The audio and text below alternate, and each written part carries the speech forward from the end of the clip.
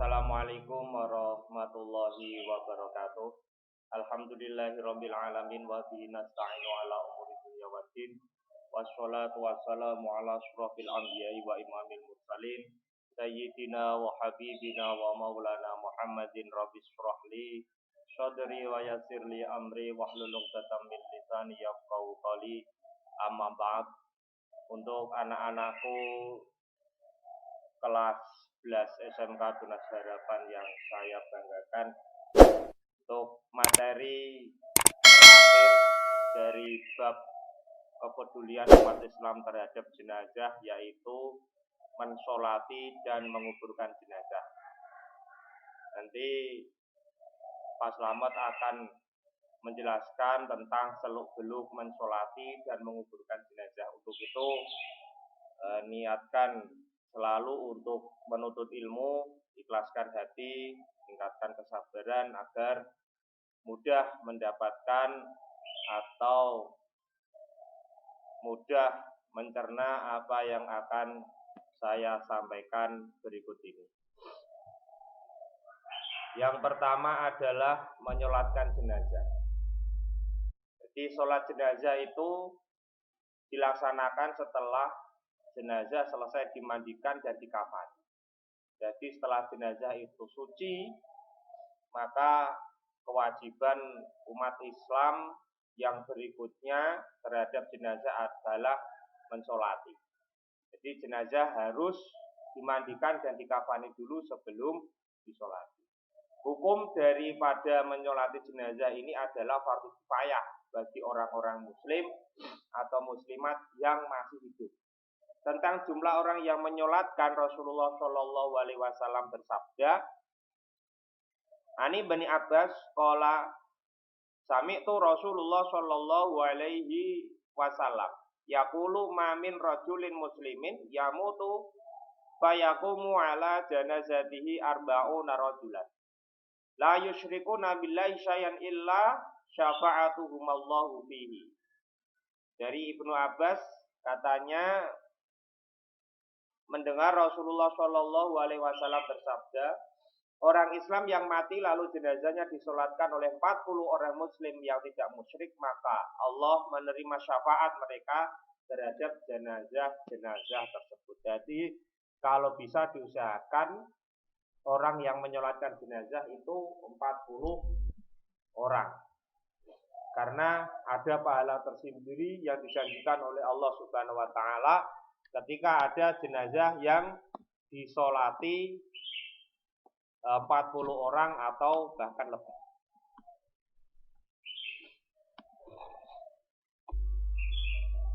Yang berikutnya adalah syarat-syarat sah sholat jenazah. Yang pertama, seorang yang menyolatkan jenazah, syarat utamanya adalah orang Islam, baligh, suci dari hadas besar dan hadas kecil, suci badan, pakaian, tempat yang disolat, tempat untuk sholat tidak najis atau suci juga, menutup aurat dan menghadap ke kiblat.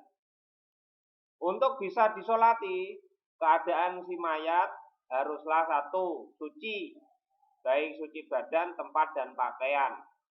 Sudah dimandikan dan dikafani, jenazah sudah berada di depan orang yang menyolatkan atau sebelah kiblat, terkecuali sholat gaib. Sholat gaib itu sholat hampir sama dengan sholat jenazah, tapi jenazahnya itu sudah dikebumikan atau jenazahnya sudah dimakamkan. Itu namanya sholat gaib. Nah, ini posisi dari imam dan makmum ketika menyolati jenazah. Ini posisinya, kurang lebih gambarannya seperti ini. Ini misalkan jenazahnya, kalau jenazahnya laki-laki, posisi imam itu searah kepalanya si jenazah. Nah, usahakan ini kalau bisa makmumnya sampai 3 shaf atau 3 baris. Karena apa? Karena kalau ada 3 shaf, 3 baris, itu ada makalah yang menjelaskan bahwasanya seandainya jenazah itu yang menyolatkan sampai 3 baris, maka setengah dari dosa kecil si jenazah itu langsung diampuni oleh Allah. Kalau sampai 6 baris berarti kan semua dosa kecilnya si jenazah diampuni oleh Allah Subhanahu wa taala. Jadi ini adalah posisi imamnya sejajar dengan arah kepala. Kalau jenazahnya perempuan itu posisi imam di tengah-tengah dari jenazahnya. Atau kalau sudah dimasukkan ke keranda jenazah itu posisi imamnya berada di tengah-tengah keranda jenazah. Jadi jangan sampai keliru. Imam sholat jenazah juga sudah tahu tentang posisi ini. Jadi posisinya saya ulangi lagi, kalau jenazah laki-laki itu adalah di arah kepala, kalau perempuan itu di tengah badan. Itu untuk posisi imam. Tata cara sholat jenazah, yang pertama berdiri jika mampu. Kalau tidak mampu untuk berdiri, mending tidak usah ikut menyolatkan jenazah, karena nanti urusannya akan semakin panjang. Karena jenazah itu kalau harus disegerakan untuk dikebumikan. Berdiri jika mampu. 2. Berniat melakukan sholat jenazah dengan 4 takbir. Niatnya antara laki-laki dan perempuan berbeda. Untuk laki-laki, usolli ala hadzal mayyiti arba'a takbiratin fardhul kifayati ma'muman lillahi ta'ala. Itu untuk laki-laki.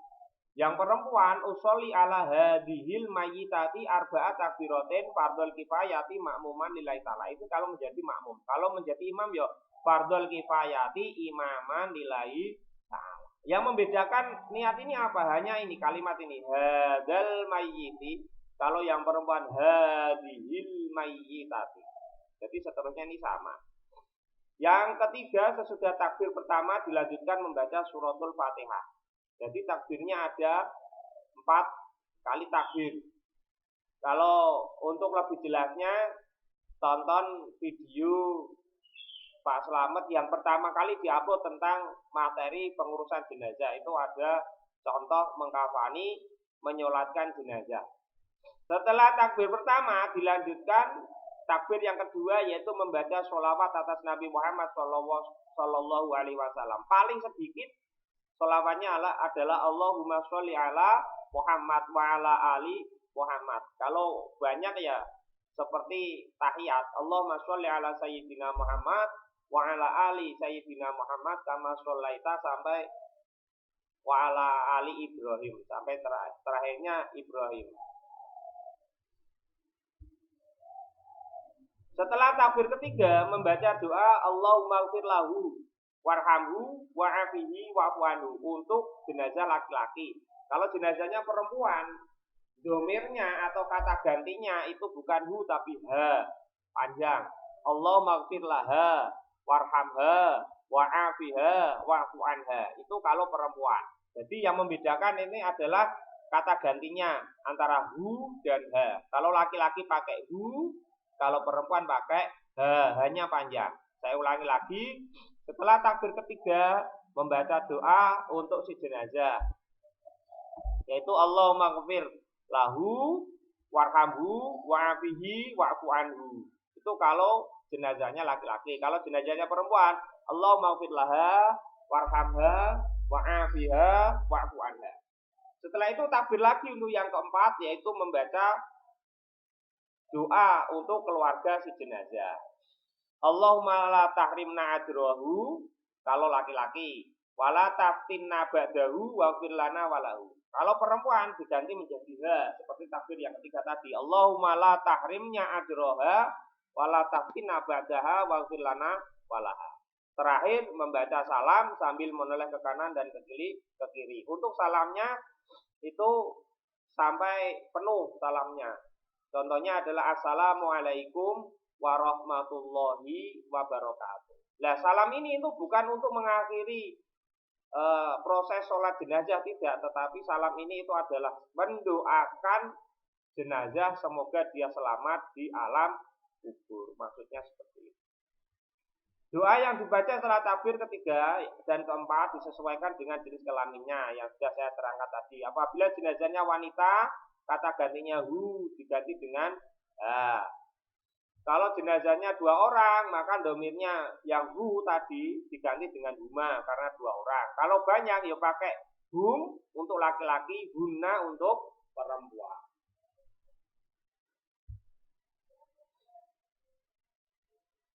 Yang berikutnya adalah menguburkan jenazah. Setelah jenazah itu disolatkan, maka jenazah harus segera dibawa ke makbaroh atau pemakaman umum, atau kalau bisa pemakaman, kalau punya ya pemakaman pribadi tidak apa-apa. Jenazah dikuburkan setelah dimandikan, dikafani dan disolatkan. Jadi tidak boleh belum dimandikan, belum dikafani, belum disolatkan lalu dikuburkan, jangan. Kalau bisa proses yang pertama, kedua, ketiga harus terpenuhi. Hukum menguburkan jenazah seorang muslim itu sama seperti memandikan, mengkafani dan menyolati, yaitu fardu kifayah atas orang Islam yang masih hidup. Jadi menguburkan jenazah sebaiknya disegerakan. Sesuai sabdanya Rasulullah Shallallahu Alaihi Wasallam, usra'u bil janazati fa in kanat sholihan qarrabtumunaha ilal khair wa in kanat ghairu dzalika fasyarrun tad'unaha ala riqabikum. Jadi segerakanlah jenazah itu dikuburkan. Jika ia seorang yang soleh, ia akan segera cepat mendapatkan ganjaran kebaikan. Dan jika ia tidak soleh atau ahli maksiat, ia akan cepat meninggalkan kejelekan dari pundak-pundak kamu semua. Jadi ini sabdanya Rasulullah Shallallahu Alaihi Wasallam, harus segera mencepatkan proses dari pengurusan jenazah itu sendiri, jangan sampai ditunda-tunda. Tentang lubang dan tata cara penguburan jenazah. Lubang kubur dibuat memanjang dari arah utara ke arah selatan. Panjangnya harus sesuai dengan panjang jenazahnya. Dalamnya harus cukup sehingga bau busuk mayat tidak tercium dari luar. Di bagian dasar kubur hendaknya dibuatkan liang lahat atau lubang lahat, yakni lubang tempat meletakkan jenazah. Saya ulangi lagi.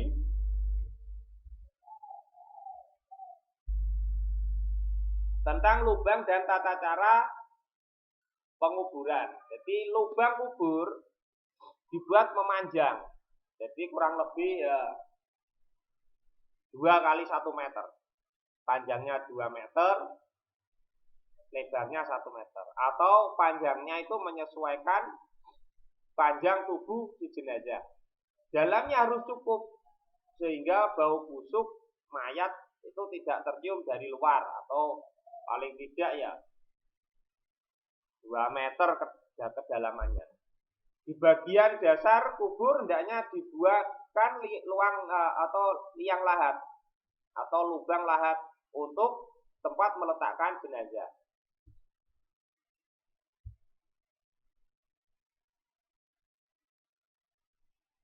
Tata cara penguburan jenazah setelah sampai di makam, hendaknya masih dalam usungan diletakkan di pinggir atau di atas lubang sebelah kiblat. Kemudian 3 laki-laki muslim, kalau bisa adalah keluarga dekat jenazah, tapi seharusnya ya anak-anaknya turun ke lubang kubur, dan 3 lainnya berdiri di atas menghadap jenazah. 3 laki-laki yang berdiri menghadap jenazah mengangkat jenazahnya setelah dan menyerahkan kepada 3 laki-laki yang berdiri di lubang kubur tadi. Kemudian jenazah diletakkan dengan hati-hati di lubang lahat dengan posisi miring, kepala di sebelah utara, kaki sebelah selatan, dan dihadapkan ke kiblat. Jadi posisi jenazahnya itu adalah miring ke kiblat. Seperti orang tidur, dadanya itu menghadap ke kiblat. Itu adalah posisi dari jenazah ketika sudah masuk ke liang lahat. Tata cara penguburan jenazah berikutnya adalah ketika jenazah dimasukkan ke dalam lubang kubur, disunahkan membaca bismillah wa ala millati rasulillah. Jadi itu adalah kesunahannya. Tuntunannya Rasulullah Shallallahu Alaihi Wasallam membaca itu. Jadi setelah dimasukkan ke liang lahat itu, ke-4 utas tali atau ke-5 utas tali yang mengikat jenazah dilepas semua. Dan kain kafan yang menutup mukanya disingkapkan. sehingga muka jenazah dapat mencium tanah. Jadi karena manusia itu kembali dari tanah dan pasti akan kembali ke tanah, maka untuk kain kafan yang menutupi pipi dari si jenazah harus bersentuhan langsung dengan tanah. Setelah jenazah sudah diletakkan di lubang lahat, jenazah ditutup dengan papan atau bambu, lalu ditimbun dengan tanah. Jadi tata cara menguburkan kurang lebih seperti itu.